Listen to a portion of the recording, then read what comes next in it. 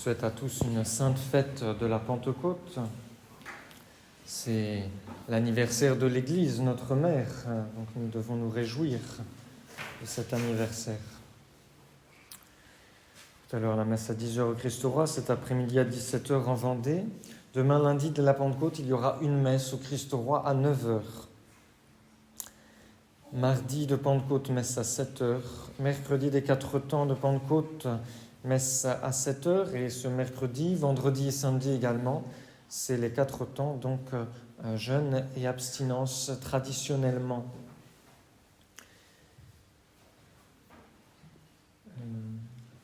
Jeudi de la Pentecôte, messe à 11h. Vendredi des 4 temps de Pentecôte, messe à 7h et 8h. Et samedi, 7h et 8h également. Les confessions de 17h à 19h. Dimanche prochain, fête de la Très Sainte Trinité, les messes aux horaires habituels. Dimanche prochain, l'après-midi, il y aura la fête de l'école Notre-Dame Auxiliatrice, dans laquelle M. l'abbé Dutertre enseigne. N'hésitez pas à vous y rendre si vous en avez l'occasion, la possibilité. Et puis, notez bien sur vos agendas, dans 2 semaines, le 22 juin, la fête Dieu, donc avec les vêpres et la procession l'après-midi au Christ Roi.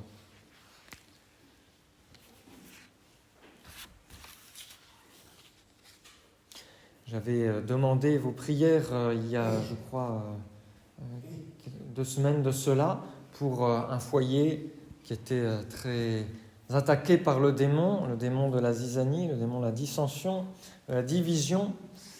Et grâce à Dieu, ce foyer est maintenant apaisé.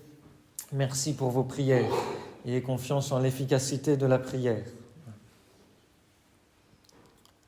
Au nom du Père et du Fils et du Saint-Esprit, ainsi soit-il. Eh bien, chers frères, donc en ce jour de la Pentecôte, anniversaire de la fondation, de l'établissement de l'Église catholique, je voudrais vous donner le reste de la prière embrasée de Saint Louis-Marie Grignon de Montfort, qui est à disposition au fond de la chapelle. Nous avions vu la première partie. Après s'être adressé à Dieu le Père et à Dieu le Fils, Saint Louis-Marie invoque le Saint-Esprit. Souvenez-vous, Saint-Esprit, souvenez-vous de produire et former des enfants de Dieu avec votre divine et fidèle épouse Marie. Vous avez formé le chef des prédestinés avec elle et en elle. C'est avec elle et en elle que vous devez former tous ses membres. Vous n'engendrez aucune personne divine dans la divinité, mais c'est vous seul qui formez toutes les personnes divines hors de la divinité. Et tous les saints qui ont été et seront jusqu'à la fin du monde sont autant l'ouvrage de votre amour uni à Marie. Il est de même que c'est par l'opération du Saint-Esprit que notre Seigneur Jésus-Christ a été conçu dans le sein de Marie, le mystère de la Sainte Incarnation. C'est le Saint-Esprit qui fait naître en nous la vie de la grâce en passant par la Vierge Marie. Saint Louis-Marie Grignon de Montfort écrit aussi dans le traité de la vraie dévotion. Ce n'est pas qu'on veuille dire que la très sainte Vierge donne au Saint-Esprit la fécondité, comme s'il ne l'avait pas, puisqu'il est Dieu, il a la fécondité, il a la capacité de produire comme le Père et le Fils, mais on veut dire que le Saint-Esprit, par l'entremise de la Sainte Vierge, dont il veut bien se servir, quoiqu'il n'en ait pas absolument besoin, produit en elle et par elle Jésus-Christ et ses membres, c'est-à-dire les autres chrétiens, et c'est un mystère de grâce inconnu aux plus savants et aux plus spirituels d'entre les chrétiens. Vous voyez, plus quelqu'un est dévoué à la Sainte Vierge, plus l'action du Saint-Esprit sera grande dans son âme, plus la grâce va pouvoir agir. Et je dis souvent, on devient saint alors sans même s'en rendre compte, sans faire des choses extraordinaires. C'est le Saint-Esprit qui agit à l'intérieur. Le règne spécial de Dieu le Père, continue Saint Louis-Marie, a duré jusqu'au déluge et a été terminé par un déluge d'eau. Le règne de Jésus-Christ a été terminé par un déluge de sang Mais votre règne, Esprit du Père et du Fils, continue à présent et sera terminé par un déluge de feu, d'amour et de justice. Depuis la création d'Adam jusqu'à Noé, on dit que c'est surtout Dieu le Père qui s'est occupé des hommes et qui, dans sa justice, a détruit presque toute l'humanité pécheresse par le déluge. Ensuite, depuis Abraham, en passant par Moïse et David, sont les figures de notre Seigneur, jusqu'à justement notre Seigneur qui a versé son sang, eh bien c'est Dieu le Fils qui a sauvé l'humanité en répandant son sang sur la terre comme un déluge de sang qui continue à être versé par le très saint sacrifice de la messe. Et depuis la Pentecôte jusqu'à la fin du monde, c'est la grâce du Saint-Esprit qui agit dans les âmes jusqu'au jour où la terre sera détruite par un déluge de feu qui sera le feu de l'amour éternel pour les justes et le feu de l'enfer pour les pécheurs, le commencement du feu de l'enfer pour les pécheurs. Et pour les âmes qui sont entre deux, ce sera une manière de vivre leur purgatoire à la fin du monde, ce feu très rapide mais très purifiant qui purifiera les justes des dernières fautes, puisqu'ils ne pourront pas passer par le purgatoire, ce sera la fin du monde, ce sera le ciel ou l'enfer. Quand sera-ce, dit saint Louis-Marie, quand sera-ce que viendra ce déluge de feu du pur amour que vous devez allumer sur toute la terre d'une manière si douce et si véhémente que toutes les nations, les Turcs, les idolâtres, les Juifs même en brûleront et se convertiront. Avant de détruire la terre physiquement, l'amour du Saint-Esprit opérera des prodiges de conversion, la conversion des musulmans, la conversion des Juifs même, qui est annoncée dans la Sainte Écriture. Qu'il s'allume, que ce divin feu que Jésus-Christ est venu apporter sur la terre soit allumé avant que vous allumiez celui de votre colère qui réduira toute la terre en cendres. Envoyez votre esprit, Seigneur, et la face de la terre sera renouvelée. Notre Seigneur Jésus-Christ avait dit « Je suis venu apporter le feu sur la terre, et quel est mon désir sinon qu'il s'allume ?» Et ce feu régénère spirituellement. Il suffit qu'il se répande à travers les âmes pour que le monde change. Tous les problèmes du monde seraient résolus en un instant si nous étions des saints, si nous répondions à l'amour que le Sacré-Cœur est venu verser sur la terre en envoyant son esprit. Alors demandons au Saint-Esprit d'agir et de renouveler la face de la terre, à commencer par l'intérieur de nos âmes. Envoyez cet esprit tout de feu sur la terre, dit saint Louis-Marie, pour y créer des prêtres tout de feu, par le ministère desquels la face de la terre soit renouvelée et votre Église réformée. Et il continue, souvenez-vous de votre congrégation. C'est une congrégation, c'est une assemblée, c'est un choix, c'est une triette de prédestinés que vous devez faire dans le monde. Je vous ai choisi du monde, il répète la phrase de notre Seigneur à ses apôtres, je vous ai choisi du monde. Le bon Dieu veut se servir de certaines âmes fidèles, et c'est le bon Dieu qui appelle, qui donne la grâce de la vocation. Quelle grâce que d'être appelé directement par le bon Dieu, surtout aujourd'hui. Il faut pour cela des familles qui sortent de l'esprit du monde, qui combattent l'esprit du monde, qui renoncent à l'esprit du monde et qui prennent vraiment l'esprit de l'Évangile. C'est un troupeau d'agneaux paisibles que vous devez ramasser parmi tant de loups, une compagnie de chastes colombes et d'aigles royales parmi tant de corbeaux, un essaim de mouches à miel parmi tant de frelons, une troupe de cerfs agiles parmi tant de tortues, un bataillon de lions courageux parmi tant de lièvres timides. La Sainte Écriture aime beaucoup comparer les vertus et les vices avec les animaux. Alors, soyons chastes comme la colombe, magnanimes, c'est-à-dire voyant de grandes choses comme l'aigle, doux comme le miel de l'abeille, rapide et puissant pour le bien comme le cerf, fort comme le lion. Ah Seigneur, rassemblez-nous de toutes les nations, assemblez-nous, unissez-nous, afin qu'on en rende toute la gloire à votre nom saint et puissant. Et ce qui est merveilleux dans la crise terrible que traverse l'Église aujourd'hui, c'est que malgré tout, dans tous les pays, il y a eu des réactions pour reprendre la Sainte Messe, pour être fidèles à l'enseignement de l'Église catholique. Et nous devons être en communion sincère de pensée, d'esprit, de prière, de foi avec tous ces catholiques du monde entier. Aujourd'hui, prions pour l'Église catholique, l'Église universelle, prions pour les catholiques qui sont par-dessus dans le monde, dans tous les continents. Et malgré que nous soyons orphelins d'autorité, faites que, ô mon Dieu, que tous les catholiques fidèles restent unis dans la foi et dans la charité.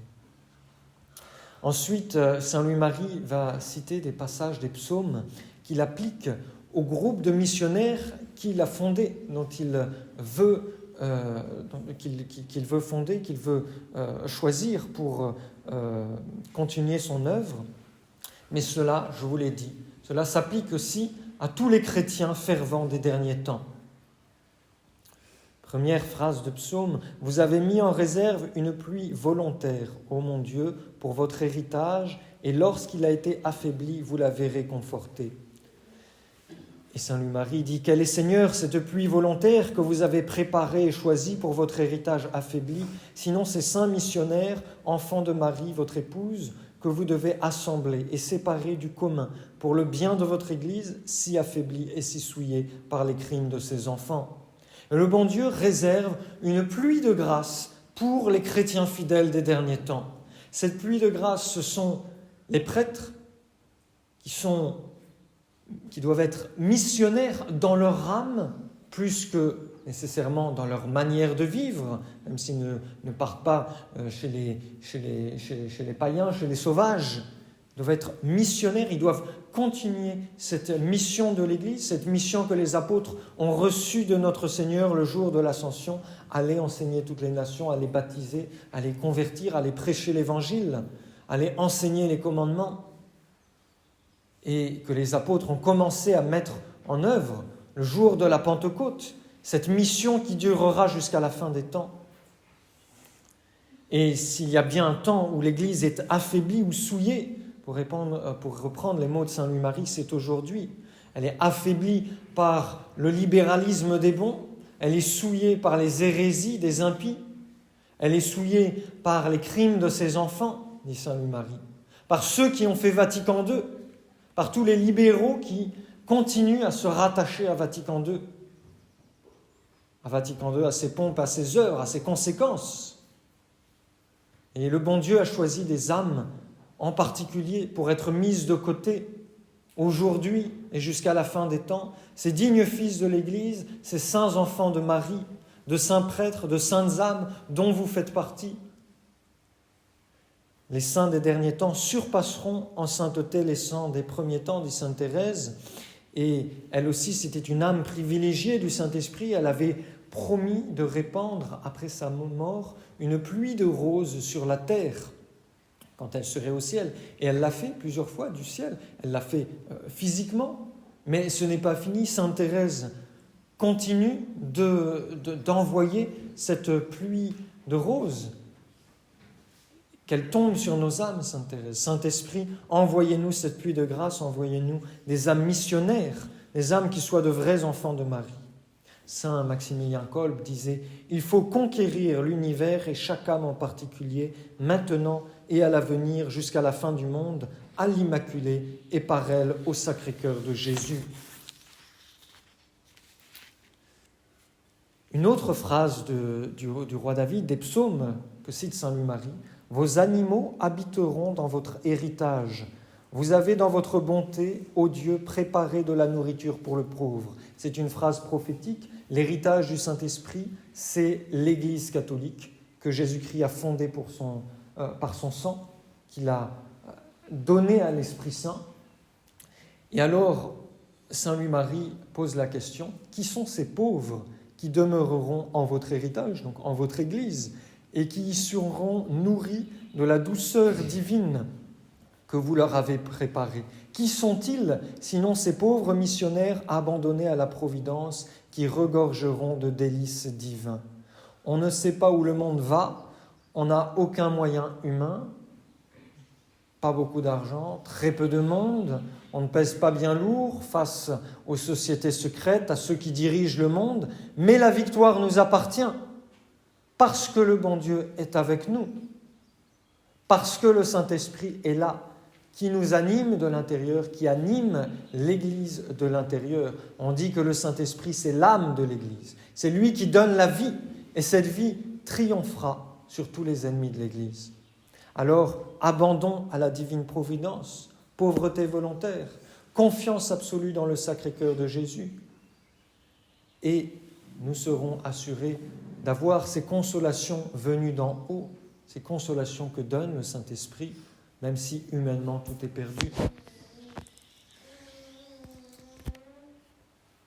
Saint Louis-Marie. De quels animaux s'agit-il, sinon ces animaux mystérieux d'Ézéchiel, qui auront l'humanité de l'homme par leur charité désintéressée et bienfaisante envers le prochain, le courage du lion par leur sainte colère et leurs ailes ardents et prudents contre les démons, les enfants de Babylone, la force du bœuf par leurs travaux apostoliques et leur mortification contre la chair, et enfin l'agilité de l'aigle par leur contemplation en Dieu. Tels seront les missionnaires que vous voulez envoyer en votre Église. Ces 4 animaux, l'homme, le lion, le bœuf et l'aigle, sont les symboles des 4 évangélistes, c'est-à-dire des 4 manières de prêcher. Et pour bien comprendre cela, il faut revenir aux 4 tempéraments de la nature humaine. Je les donne dans l'ordre correspondant. Le tempérament sanguin, qui est extraverti, le bilieux, qui est également extraverti, et puis le phlegmatique et le mélancolique, qui sont des tempéraments intravertis, qui s'expriment moins facilement à l'extérieur. Le sanguin, c'est quelqu'un de généreux, de concret par nature. Dans l'ordre de la grâce, lui correspond l'image de l'homme, qui représente la charité désintéressée, active. Et c'est en faisant des actes concrets de charité, avec des bonnes paroles, avec un sourire, qu'on touche les cœurs le plus facilement. C'est vraiment ça qui touche au début. Ensuite, il y a le bilieux, qu'on appelle aussi le colérique. Il entreprend de grandes choses et il guide les autres. C'est son tempérament. Il voit l'un, il voit loin, il prend les moyens qu'il faut, c'est le tempérament du chef. Il avance, il fonce même, il surpasse les difficultés jusqu'à atteindre le but. Et dans l'ordre de la grâce, il est représenté par le lion. C'est la sainte colère et l'ardeur pour la gloire de Dieu et le salut des âmes. Ensuite, il y a le phlegmatique. Le tempérament phlegmatique, il est calme, il est patient par nature. Et une fois qu'il a pris l'habitude de quelque chose, il est extrêmement constant. Il supporte tout. Dans l'ordre de la grâce, c'est un bœuf qui travaille sans se lasser, sans se décourager. Le mélancolique, quant à lui, c'est un tempérament calme, très profond, très sensible, et même s'il n'est pas fait pour diriger, il conseille très bien parce qu'il voit non seulement loin, mais également sur les côtés. Il analyse tout, il sait peser les choses. C'est le tempérament de la réflexion. Le mélancolique est un très bon conseiller et dans la vie chrétienne, le mélancolique devient très pieux, très prudent. C'est un aigle qui s'élève dans les hauteurs et les profondeurs de la prière. François de Fatima, qui passait tant de temps à consoler les cœurs de Jésus et de Marie, était de tempérament mélancolique, alors que la petite Jacinthe, qui agissait plus facilement, qui parlait plus facilement et qui faisait des tas de sacrifices pour les pécheurs, était une sanguine. Saint Ignace de Loyola, dont la devise était « pour la plus grande gloire de Dieu », lui, c'était un bilieux, tempérament bilieux. Saint Thomas d'Aquin était un phlegmatique et son travail constant, limpide, sans passion, froid pour ainsi dire, lui a valu de devenir le patron des études catholiques. Saint Louis-Marie Grigny-Montfort, il était à la fois mélancolique et bilieux. Ses écrits sont à la fois très profonds et très zélés. Et dans notre vie spirituelle, nous devons travailler à équilibrer les tempéraments. C'est ce que tous les saints ont fait. Cela prend énormément de temps, c'est le travail de toute la vie. C'est ainsi que l'on finit par ressembler à notre Seigneur Jésus-Christ, qui était l'homme parfait. Et ainsi, notre Seigneur est appelé le Fils de l'homme, le lion de Juda, l'aigle véritable dont parle l'Apocalypse, et le bœuf qui nous rend le joug suave et le fardeau léger.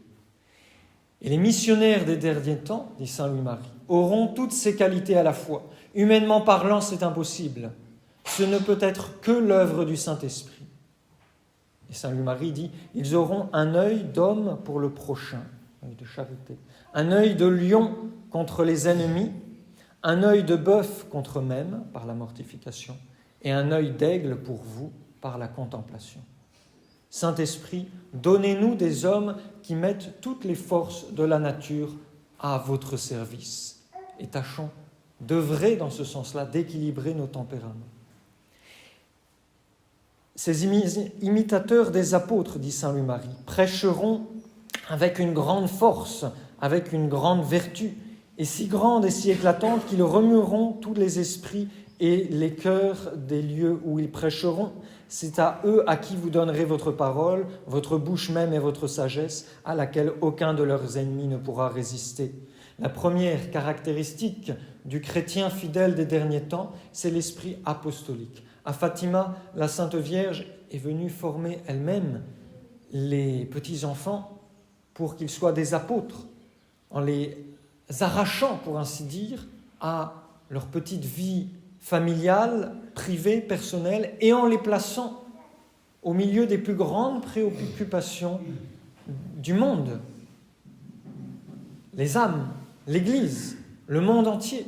Elle leur dit, priez pour le monde, priez pour la paix, priez pour le Saint-Père, priez pour les pauvres pécheurs, eux qui étaient des petits-enfants qui gardaient les troupeaux de leurs parents. Et Mélanie de la Salette, la voyante de la Salette, a dit un jour que la Sainte Vierge, lors de l'apparition, lui a donné les indications pour fonder un ordre religieux qui devait s'appeler les apôtres des derniers temps. Cette révélation, ce n'est pas seulement pour fonder un ordre religieux au XIXe siècle, cela a bien eu lieu, avec beaucoup de difficultés, mais c'était aussi pour annoncer l'esprit dans lequel doivent vivre les chrétiens, puisque chaque ordre religieux est là pour renouveler un esprit chez les chrétiens, quelque chose qui a tendance à s'affaiblir, à s'étiédir. Mélanie dit « Je vis que les missionnaires prêchaient, confessaient, assistaient les mourants, donnaient des retraites. Je vis en certains endroits des missionnaires auprès des malades, des pauvres, des prisonniers, et baptisant des enfants et des grandes personnes. Je vis donc que l'évangile de Jésus-Christ était prêché dans toute sa pureté par toute la terre et à tous les peuples. Je vis que les religieuses étaient occupées à toutes sortes d'œuvres spirituelles et corporelles et s'étendaient comme les missionnaires par toute la terre. Avec elles, il y avait des femmes et des filles remplies de zèle qui aidaient les religieuses dans leurs œuvres. Je compris en Dieu que les apôtres des derniers temps devaient marcher sur les traces des apôtres de la primitive Église de Jésus-Christ, avec cette différence que le supérieur général avait soin de les rappeler chaque année pour faire une retraite de 10 jours. L'importance de la retraite spirituelle dans le monde dans lequel on vit. N'hésitez pas à vous inscrire pour faire une retraite, pour développer cet esprit apostolique. Pour faire le mal, saint Louis-Marie va développer ensuite, je ne vais pas tout vous lire, mais pour faire le mal, le démon n'a pas de mal à recruter des hommes à lui pour l'argent, pour le plaisir, pour l'honneur, dit saint Louis-Marie. Les gens se précipitent dans l'armée de Satan. Et vous, grand Dieu, quoi qu'il y ait tant de gloire, de douceur et de profit à vous servir, quasi personne ne prendra votre parti en main, quasi aucun soldat ne se rangera sous vos étendards, quasi aucun sénéchal ne s'écriera du milieu de ses frères, pour votre gloire, qui est comme Dieu. Alors, chers fidèles, ne restons pas à regarder le ciel sans rien faire, comme l'ange a reproché aux apôtres le jour de l'ascension. Homme de Galilée, pourquoi restez-vous à regarder ? Allons au pied de Notre-Dame, Allons demander au Saint-Esprit qu'il répande sur la terre le feu de son amour. Et justement, Saint Louis-Marie dit à la fin de sa prière, « Ah, permettez-moi de crier partout, au feu, au feu, au feu, à l'aide, à l'aide, à l'aide, au feu dans la maison de Dieu, au feu dans les âmes, au feu jusque dans le sanctuaire, à l'aide de notre frère qu'on assassine, à l'aide de nos enfants qu'on égorge, à l'aide de notre bon père qu'on poignarde. » Et criez, écoutez bien ce cri inspiré, au feu, au feu, au feu, à l'aide, à l'aide, à l'aide. Au feu dans la maison de Dieu, c'est-à-dire au feu dans l'Église. Nous n'avons plus de pape, plus d'autorité. Au feu dans les âmes, elles tombent en enfer comme les mouches, les âmes se perdent. Et ce n'est pas le feu du Saint-Esprit, c'est le feu de l'enfer qui engloutit les âmes par millions, même par milliards. Alors prions pour les pauvres pécheurs. Au feu jusque dans le sanctuaire, il n'y a plus de prêtres, plus de messes, plus de présence réelle de notre Seigneur Jésus-Christ dans les églises. Prions pour que tout cela revienne. À l'aide de notre frère qu'on assassine, à l'aide de nos enfants qu'on égorge dans l'école sans Dieu, battons-nous pour avoir des écoles entièrement catholiques. À l'aide de notre bon père qu'on poignarde. Aujourd'hui, nous disons surtout à l'aide contre cette loi inique de l'euthanasie. On poignarde nos parents dans le dos, mais surtout, on laisse mourir les gens sans sacrement. Et ça, c'est très grave. Saint-Esprit, envoyez-nous des prêtres pour donner le sacrement des malades, le sacrement de l'extrême-onction, des religieuses pour l'apostolat auprès des mourants et de charitables laïcs pour visiter les hôpitaux de temps en temps, pour répandre le scapulaire vert. Ayez à cœur, si vous avez l'occasion, ne manquez surtout pas. Enfin, Saint Louis-Marie, de conclure, « Seigneur, levez-vous, pourquoi semblez-vous dormir ? Levez-vous dans votre toute-puissance, votre miséricorde et votre justice pour former une compagnie choisie de garde du corps, pour garder votre maison, pour défendre votre gloire et sauver vos âmes, afin qu'il n'y ait qu'un bercail et qu'un pasteur et que tous vous rendent gloire dans votre temple.